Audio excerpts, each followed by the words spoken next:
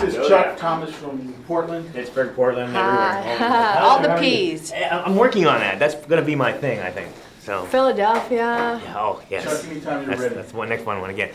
So, I was going to start off with mandatory suck up and so forth, but I just decided. Bypass the suck up. No, actually, I decided, no, I have to. I have to tell you that ever since I saw you in The Experts, I had a huge crush on you. Aww. And then it was sealed for love of the game, so I don't know if I just sit here and stare at you instead of asking questions. I don't know. Well, that'd be okay. A little creepy, though. Want some coffee? A little, yeah, but there you no. go. You know what I really find interesting, because I love the way movies are made, and, you know, in my imaginary world, the camera's just floating around filming things, and reality, there's, you know, hundreds of people, but the beginning of this movie, it looks to me like it's all camcorder footage. Yeah, it is. So does that not require all the people around her, or is it just... No, it was literally, I shot half of that. You know, Kevin shot the other half. And and I think that was a really great way that James wanted to set up the relationships, and you know, you were able to see the history of this family, and that they're just this average family, and it was shot mostly on. Yes, and that's just fascinating to me, because on the shots that you're being filmed, that has to be a different way of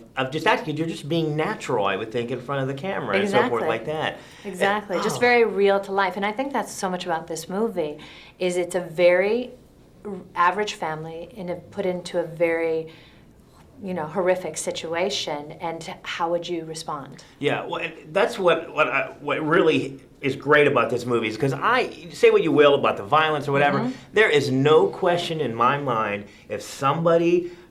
if what happened in this movie happened to a member of my family, this would be pale in comparison to what I think we're all capable of doing. And I think that's what's interesting about this and what it explores. But in the same way, because I kind of struggled with the idea of the movie until I read the whole script, and I think it treats it in such a different manner, that it's not this heroic, sensationalized view of this, that it really causes you to look at it and make moral decisions. And there are such dilemmas in it that when faced with this situation, then what are the consequences if you do decide to do this? Because it's not like it's all better in the end. It gets a lot worse.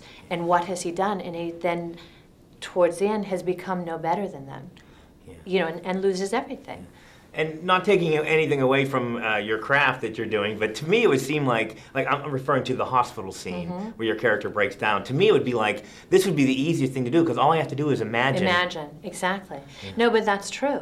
That's exactly, because somebody asked me, where did you go for that? And yes, I did. I lost my father a couple of years ago, just recently.